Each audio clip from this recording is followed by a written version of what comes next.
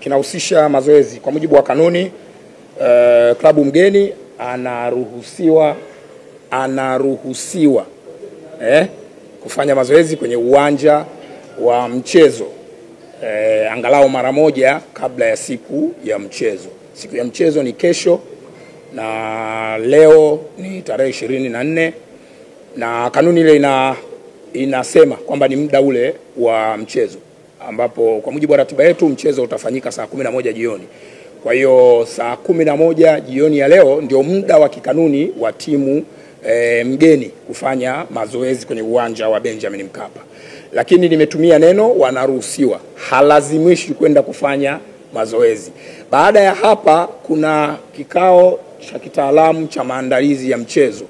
Kwenye kile kikao timu zote mbili zinakuwepo, na inawezekana uamuzi wa wao kwenda kufanya mazoezi au kutokwenda unaweza ukawa communicated huko. Kwa hiyo kwa sasa hivi hapa ninachoweza kusema ama kuwajuza wanahabari kwamba tuvute subira, confirmation yote ikishafanyika basi tutashare kupitia kurasa zetu, na nitawaalika wanahabari kwa ajili ya kufanya coverage kwenye dakika 15 za mwanzo za mazoezi ya timu mgeni.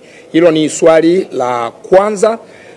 Swali la pili, muuliza swali amezungumzia swala la waamuzi. Jana tulitangaza waamuzi wa mchezo, waamuzi wanne kutoka Misri na mtathmini wa waamuzi kutoka nchini Somalia.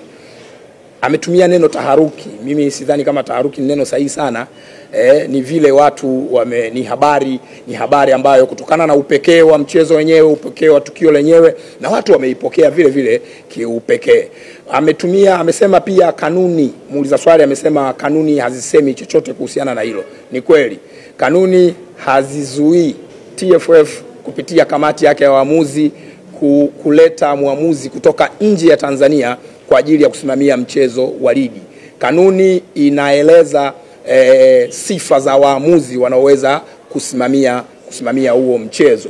Kwa hiyo jambo pekee ambalo tunaweza tukalieleza sasa hivi ni kwamba kwenye kanuni ya 39 ibara ya kwanza inaeleza kuhusiana na waamuzi ambao wanakuwa wanateuliwa mwanzoni mwa msimu, idadi ya waamuzi ambao wanateuliwa mwanzoni mwa msimu kwa ajili ya kusimamia mchezo. Lakini kanuni hiyo ya 39 ibara ya 3 inaelezea sasa kitu kinaitwa waamuzi wa akiba, kwamba kamati ikiteua wale waamuzi wa msimu mzima inakuwa na jopo lingine la waamuzi ambao ni wa akiba, ambao wanaweza kutumika kwa dharura au pale inapohitajika. Kwa hiyo ni kanuni ya 39 ibara ya 3 ambayo inaelezea hilo jambo kwamba kutakuwa na waamuzi wa dharura.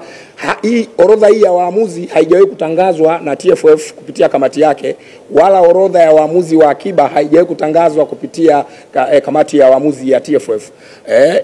Wanayo wenyewe wanaitumia, maana yake waamuzi wenyewe wanajifahamu, wale ambao wameteuliwa kuchezesha ligi msimu huu wenyewe wanajifahamu, na kwamba sasa tunakwenda kwenye mchezo huu waamuzi wametajwa.